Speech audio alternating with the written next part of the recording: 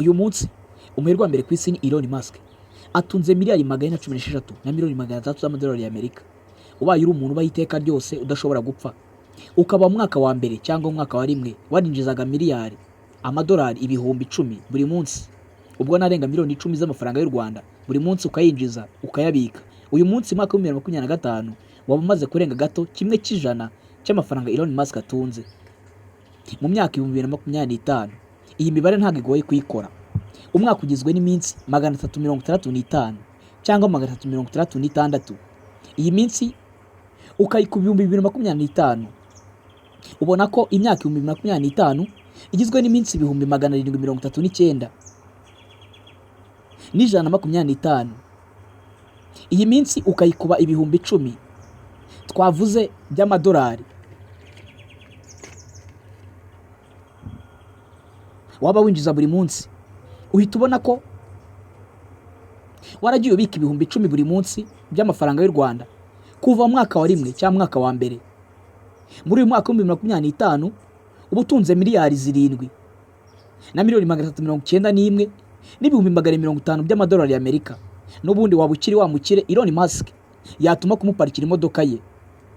Ndabasuhuje, The Softman Official. Buri wese ashobora kwikorera kandi akaba umushoramari. Iyi ni interuro twumva kenshi ivugwa n'abantu bakora akazi ko kwigisha ibijyanye n'ubukungu. Ariko se nibyo koko? Elon Musk niwe muherwe wa mbere ku isi. Yavutse kuwa 28 Kamena mu 1971 i Pretoria muri Afurika y'Epfo. Yagize uruhare rukomeye mu guhindura inzira y'iterambere ry'ikoranabuhanga, cyane cyane mu bice by'inganda zikora imodoka n'ubwikorezi bwo mu kirere. Elon Musk yavukiye muri Afurika y'Epfo mu muryango w'abantu bafite uburezi bwiza n'uburere bwiza.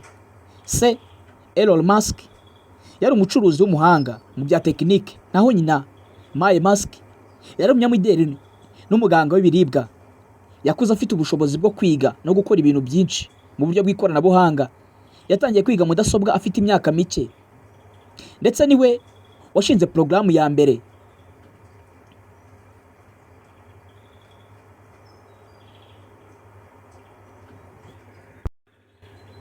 yakoreye kuri mudasobwa mu gihe yari afite imyaka 12. Mu mwaka wa 1989 Elon yerekeje muri Canada mu ishuri rya Queen's University. Nyuma y'imyaka 2 yagiye muri kaminuza ya Pennsylvania muri Leta Zunze Ubumwe za Amerika, aho yize ibijyanye n'ubukungu n'ubumenyi bwa siyansi. Nubwo yize ibintu byinshi, igitekerezo cya mbere mu mutwe we cyari gushora imari no guhanga ibishya. Kimwe mu byatumye abamwe mu munyamuryango ba PayPal, ikigo cyari gifite uruhare runini mu gukoresha amafaranga ku mbuga za internet. Mu mwaka wa 2002 Elon Musk yashinze SpaceX, Space Exploration Technology Corp, igamije kugabanya ibiciro byo gutwara ibikoresho mu kirere. Intego y'uyu mushinga yari gufasha abantu kugera ku bindi bikorwa byo hanze y'isi kandi bitari bihenze. Nyuma yo gutsinda kenshi mu gutangiza amasosiyete ya SpaceX, Elon Musk yihanganye maze agera ku ntsinzi mu 2008 ubwo rekeyeli ya Falcon 1 ya SpaceX yageze mu kirere. Kuva ubwo SpaceX yabaye ikigo cy'ingenzi mu by'ubushakashatsi ku musaruro w'ikirere, ndetse ikaba yarakoze ibikorwa birimo kwerekana abantu ku isi ya Mars. Ndetse Elon Musk yanashinze imishinga itandukanye irimo Neuralink, ikigo gishaka guhuza ikoranabuhanga n'ubwongo bwa muntu, The Boring Company ikora ibikorwa byo gucukura imihanda yihuse n'ibindi.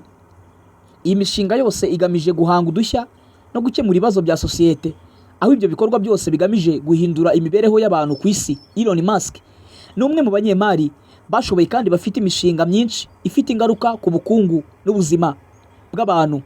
Kuva aho yatangiriye, yagiye atanga umusanzu mu by'ubukungu, ikoranabuhanga ndetse n'ubucuruzi. Uyu mugabo atunze amamiliyari menshi nk'uko twabivuzeho ruguru y'amadolari y'Amerika. nubwo ananiwe n'iby'urushako, ariko Elon Musk ni umwe mu bakire ba mbere isi itunze.